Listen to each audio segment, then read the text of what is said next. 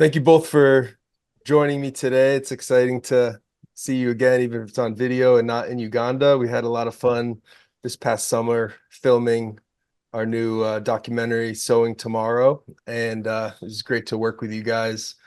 You know, we started concepting this a year ago, and it's very cool that it's now online and being viewed by the public and supporters all over the world. So I'd love for you both just to introduce yourselves and share a little bit about yourself. So, King, you want to start? Thank you. Yes, it was absolutely a lot of fun. I had a great time. I'm called James King Bagyenzi. I am a filmmaker. I previously worked as a journalist, and but then, I got in touch with film and I fell in love with it. And since then, that has been what I'm doing. Film in Uganda is a hard road, but because of passion, we find ourselves there. But it's wonderful, and so for me, yes, so far we've done a couple of jobs here and there, but definitely the Nyaka documentary for me ranks as one of my favorites. Really, I had a great time doing it, and it was great telling that story, because for me, that's what it's about, telling stories. And so I'm a writer, I'm a director, I'm a producer too. So that's who I am. Thank you. Thanks, King. And Tash, could you introduce yourself? Masivaje Agandi.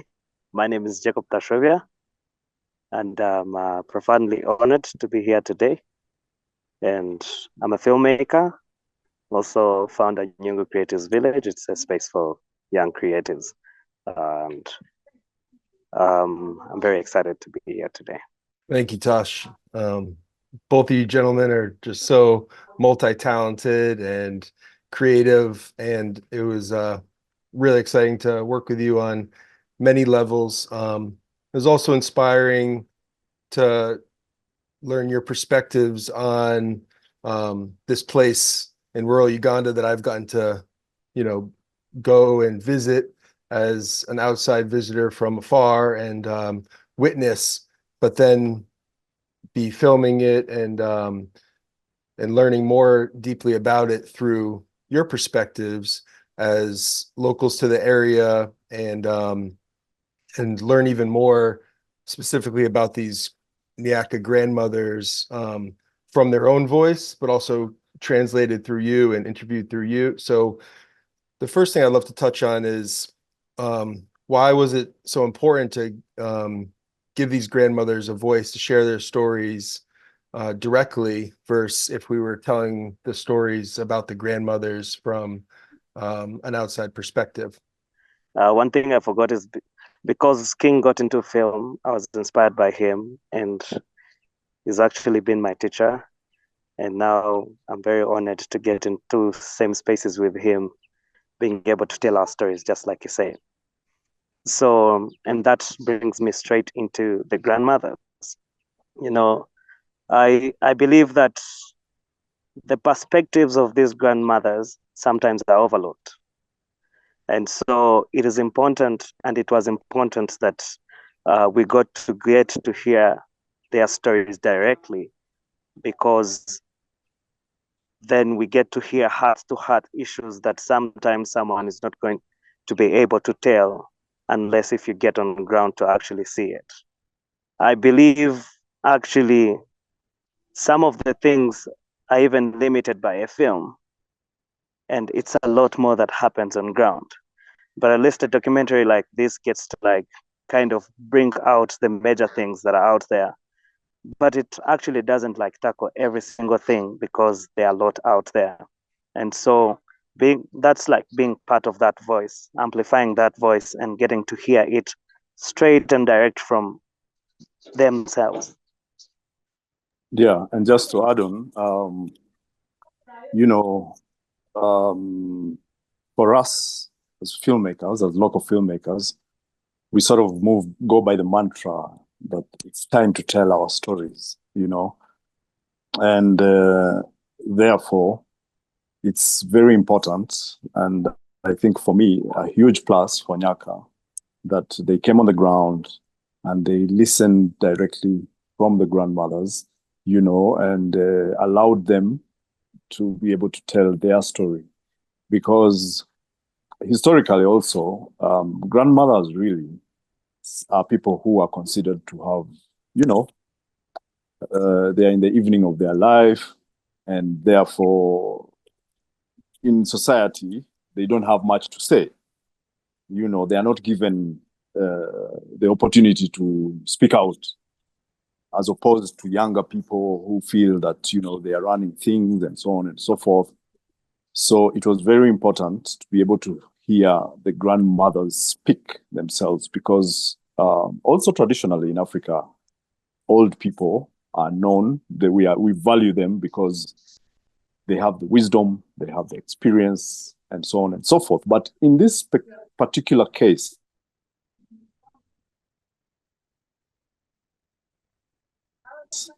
it was very fascinating because their role in the HIV fight was really, it was extraordinary.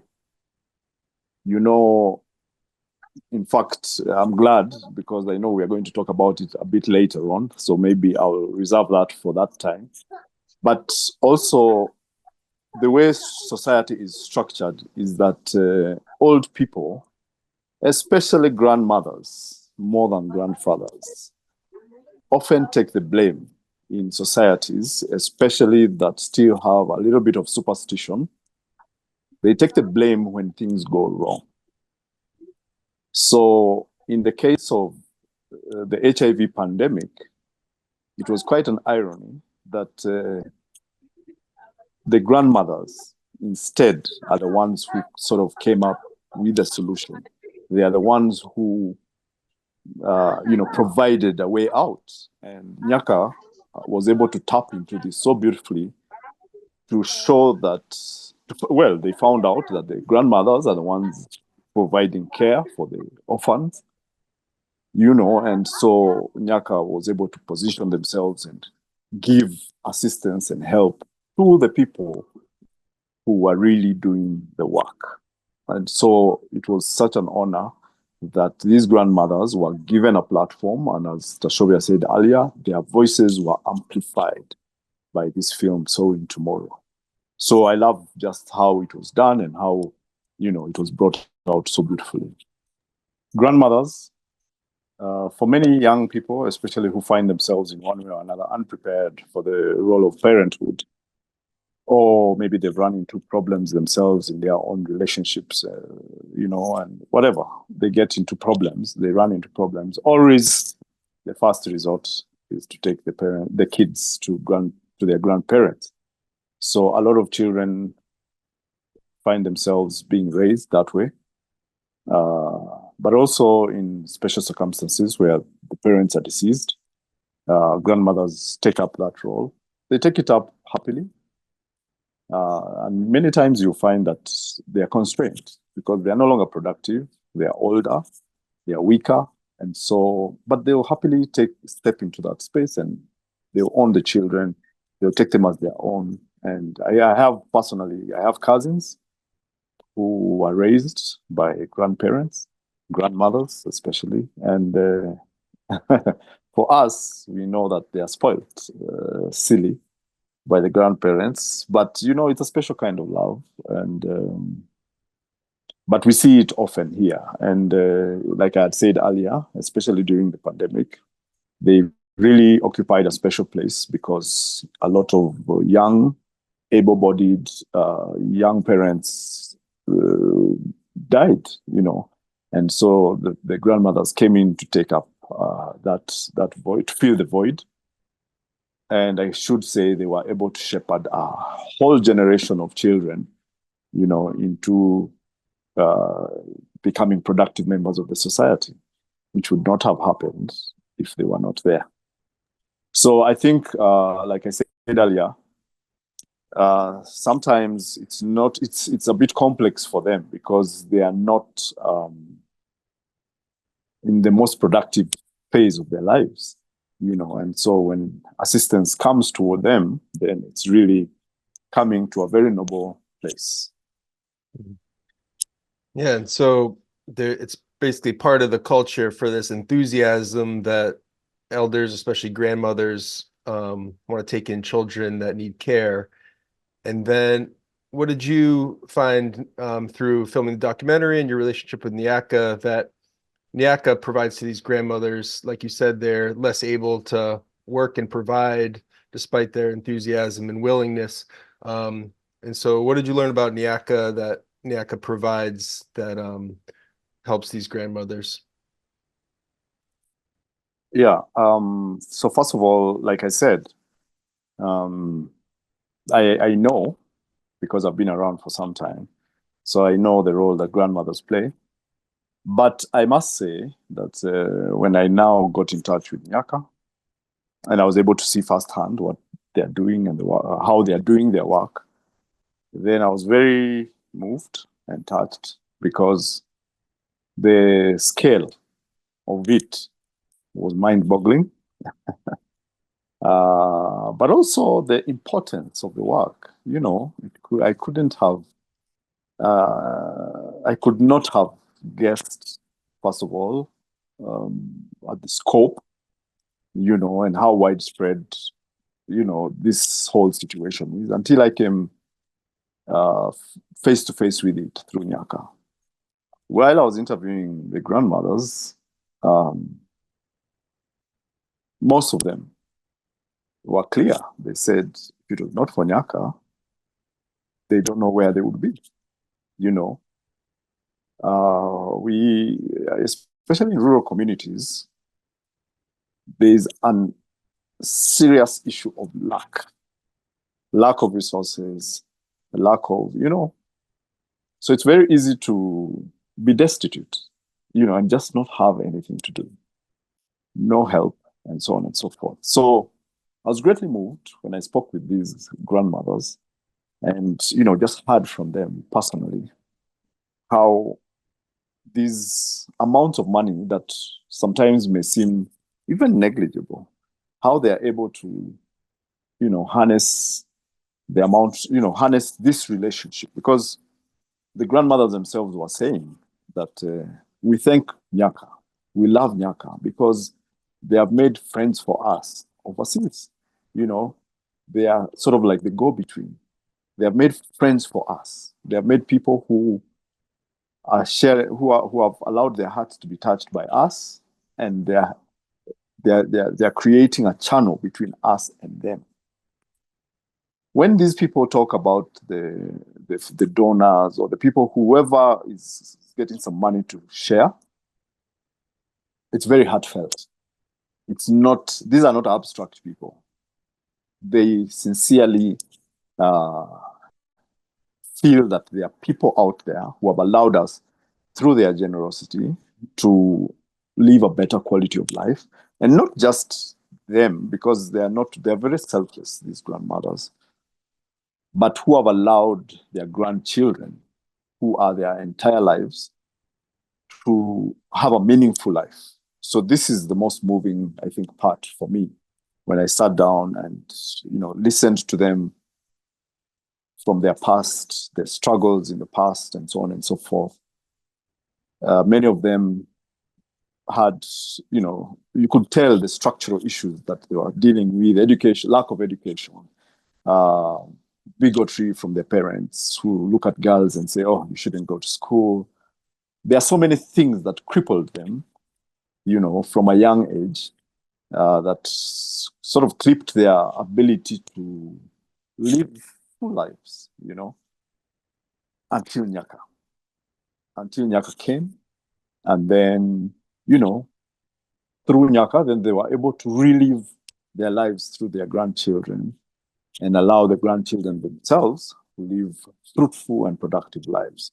So I personally, it was such an enriching experience for me when I came, and I was immersed in the work that Nyaka is doing on so many fronts, But I think, obviously, the grandmother story is one of a kind in Uganda. And I think for me, the wisdom and the thoughtfulness in helping, obviously, the right people, because in Uganda you'll find that there's a lot of attention, a lot of donor money goes to young girls, rightly so. A lot of, but a lot of money goes to young people generally, because people look at them and say, "Oh, we want to build your life," So I was struck by Nyaka's strategy, which is no, let's support the grandmother, because the grandmother herself is an umbrella. She helps so many people benefit just from one grandmother. Their lives are touched and changed and transformed because of one grandmother, and their selflessness and their love and their empathy and consideration. So for me, it was such an eye opener. I learned a lot, and I'm personally one of the biggest fans of Nyaka because of that. Thank you, King. Yeah, you mentioned both the scale of Nyaka, which is now over 23,000 grandmothers caring for over 91,000 children.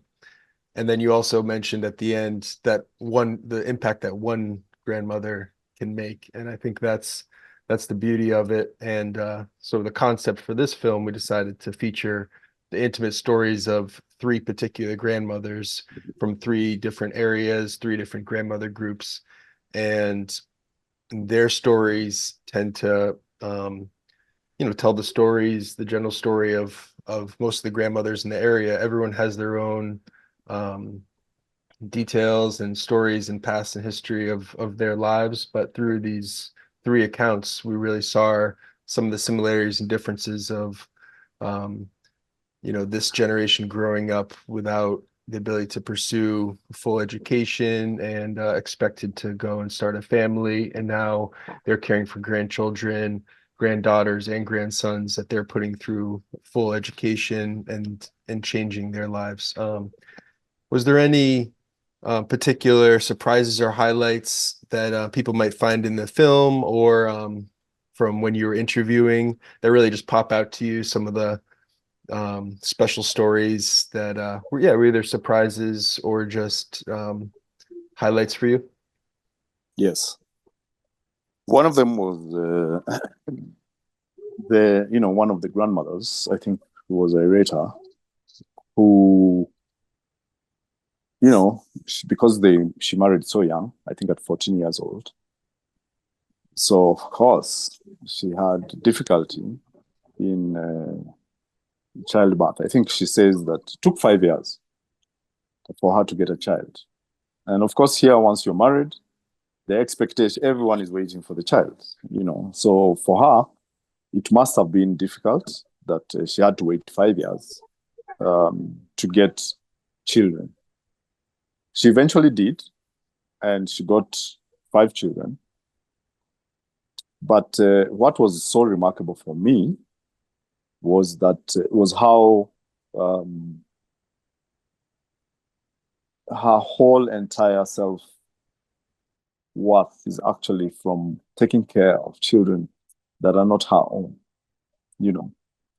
She's now been able to adopt so many children and love them just like her own. But also, I think for me, what I saw was just, how vibrant she is and how these children who are not her own have been able to give her a sense of, motherhood, but also a sense of purpose, because she looks at them with a lot of hope for the future.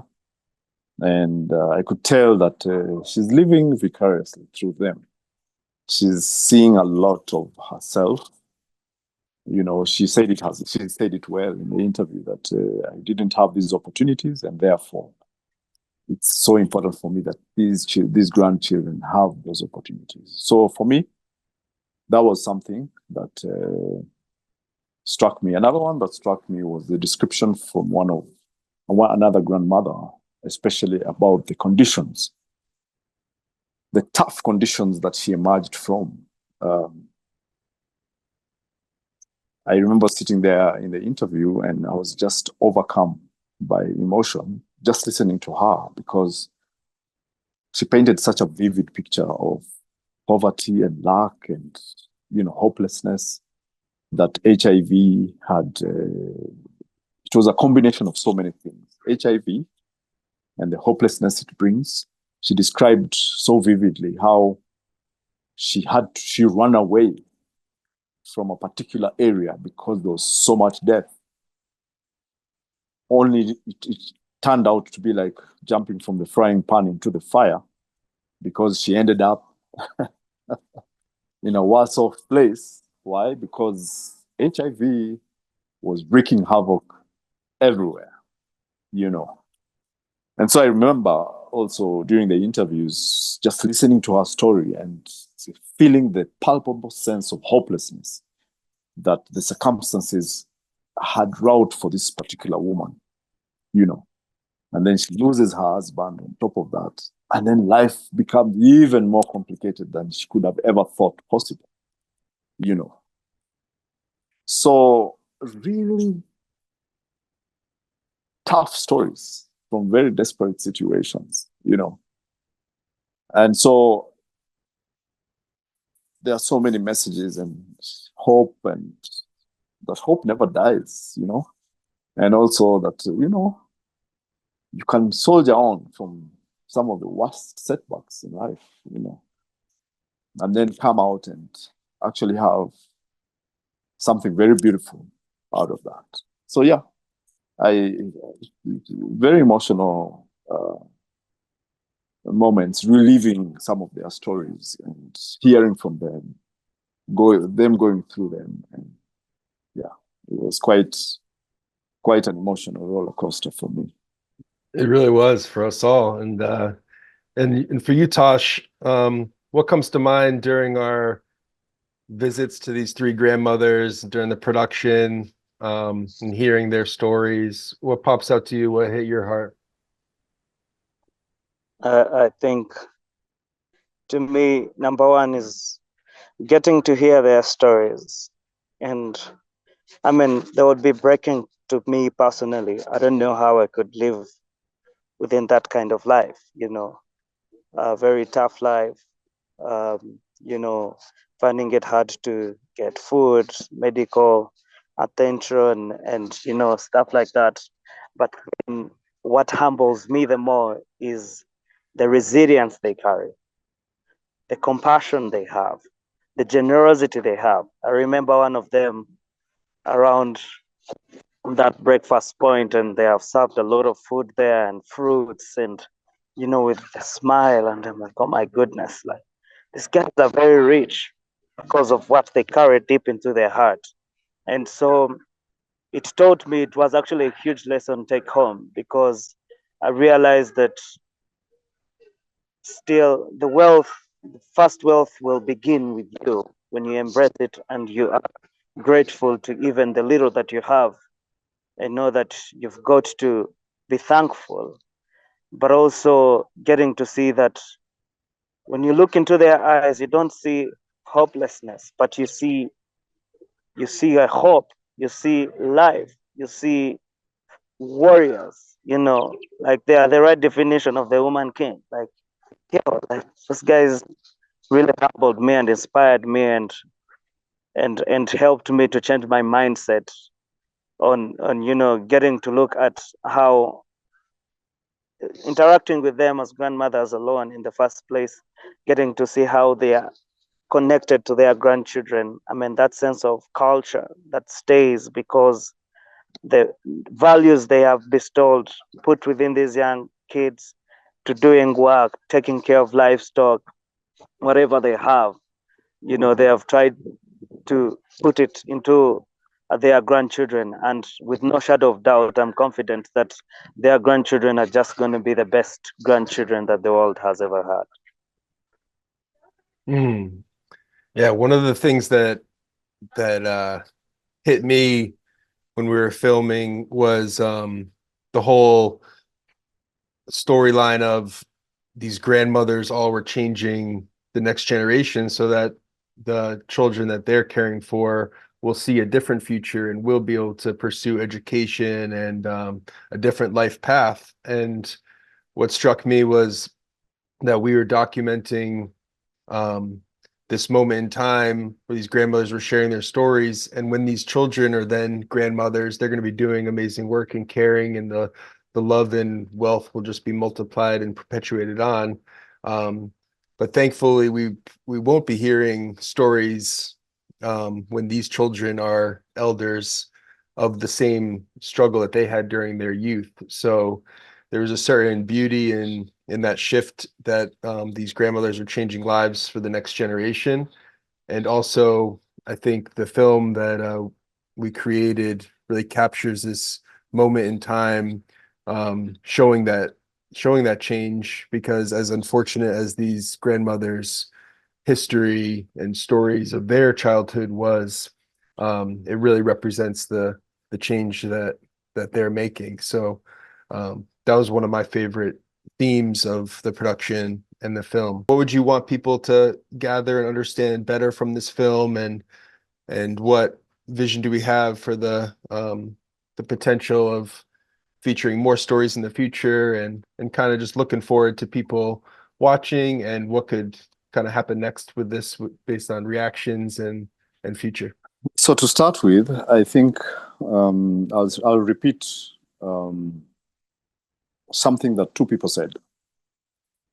One was the daughter of one of the grandmothers, who, when I spoke to her, when we spoke to her, I remember she said that she's a young girl in primary, and she said that so I asked her, who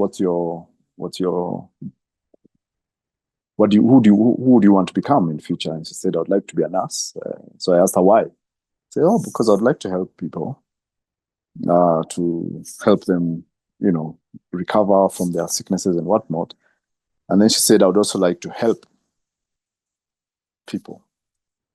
And she said, because I've seen my mother helping people, and so she said it so simply, but also with so much conviction, because she's seen around her that loving people has a ripple effect.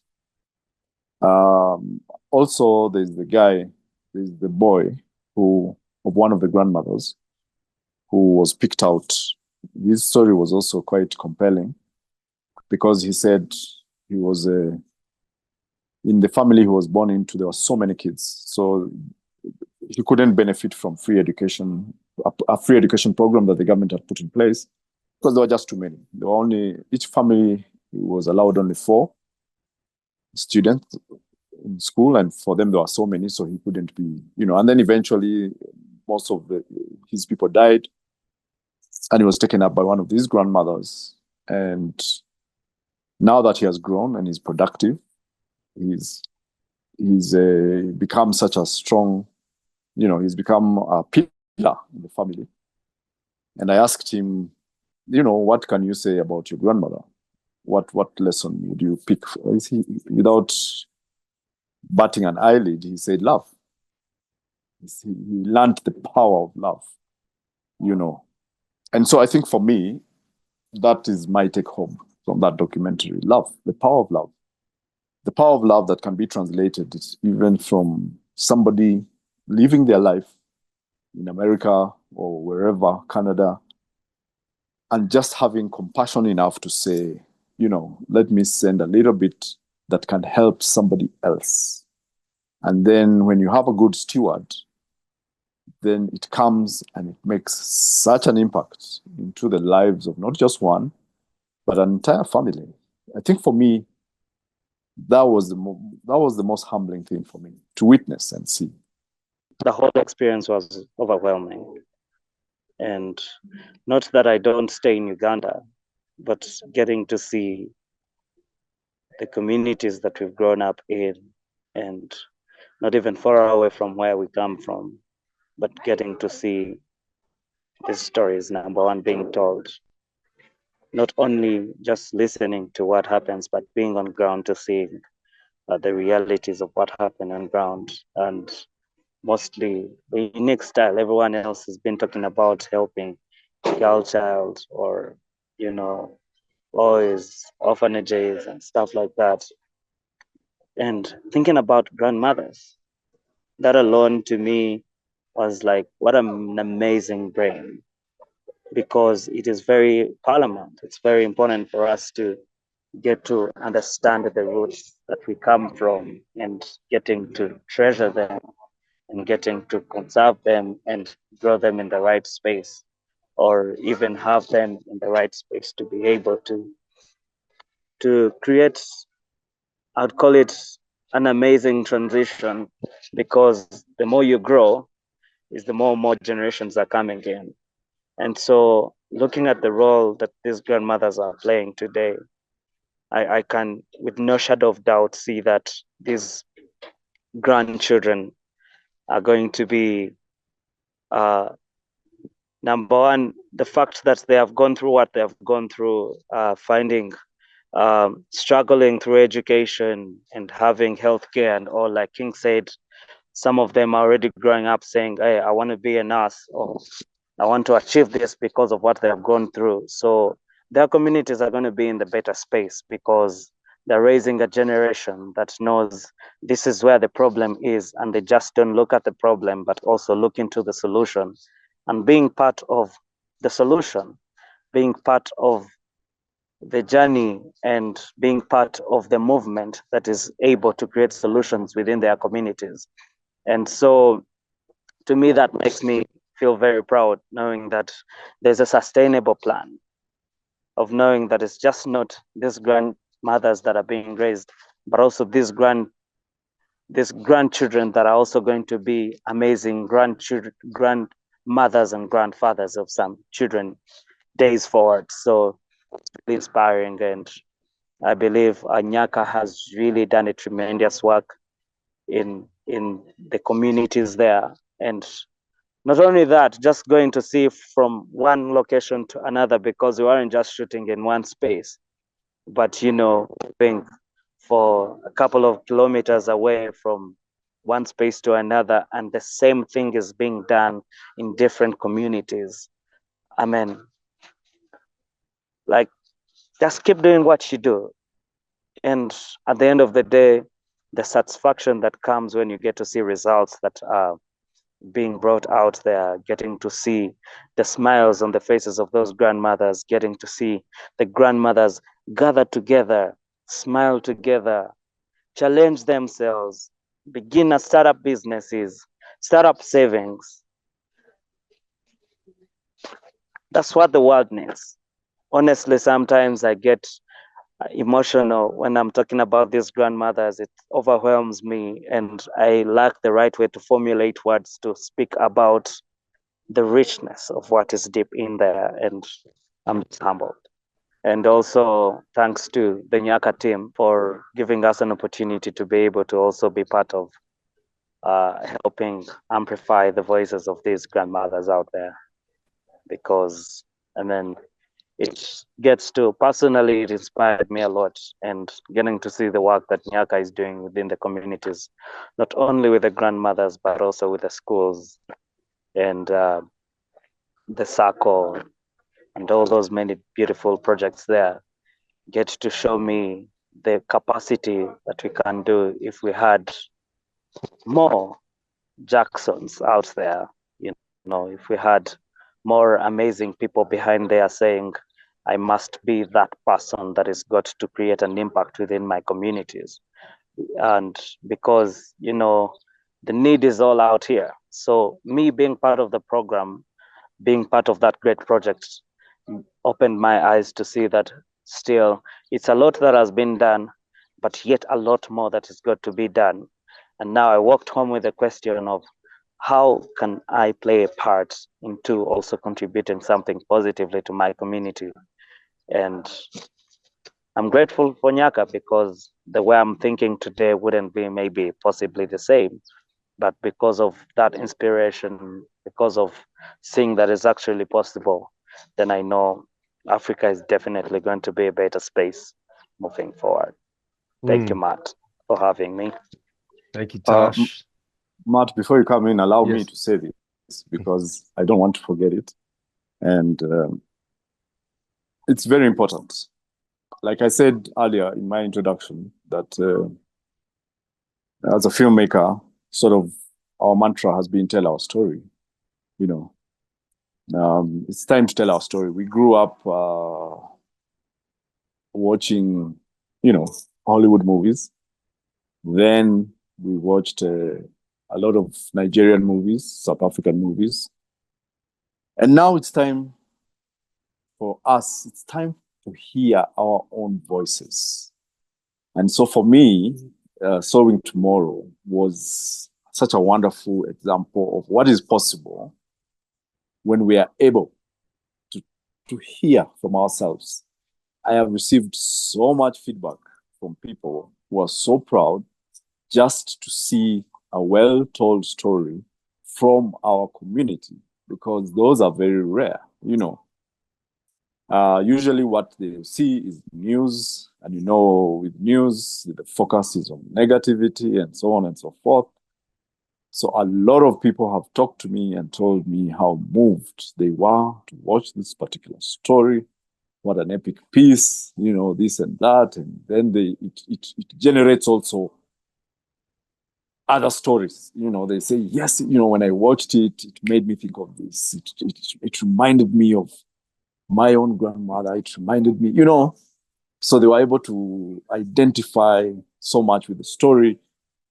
And so therefore, for me, you know, so big up to Nyaka, because, you know, this is what we live for as filmmakers, for our own stories to be told, because it's high time we place a mirror in front of our community and say, look, this is who we are, this is how we are. And I believe the power of those stories to change, to cause change, as Tashobya was saying, is so remarkable and so powerful. So thank you for the opportunity to be able to be part of telling that story. And we look forward to much, much more, because like we were saying with Tashobya and Jackson and everyone, there are so many stories in Nyaka. You know, when you look at the girls, for example, and the health center which has been put there at their disposal, the programs of health, you know, gender-based violence and so on and so forth. There are very many moving stories that I saw there, and so they all need to be told. Thank you. Thank you, King, and thank you again to both of you for joining me today. Again, I encourage everyone to follow the link, view the film Sowing Tomorrow, like, comment, and you can also plan a viewing party with your friends, share the link with friends, donate directly to Nyaka to contribute to the grandmother program. These funds go to revolving microloans where grandmothers receive the funds that you've donated. They use it to start small businesses, as you'll learn more about in the film. And then they pay back the loans through their grandmother group. There's a 97% pay on time payback rate. And then the funds continue to revolve to the next grandmother. So it's a beautiful thing to be able to contribute to. And for future partner organizations, we have organizations around the globe that already partner with our programs at Nyaka, but we're looking for more partners in the future to work with directly for the grandmother program, other programs, but also for future films. So as King mentioned, there's so many stories to tell within Nyaka.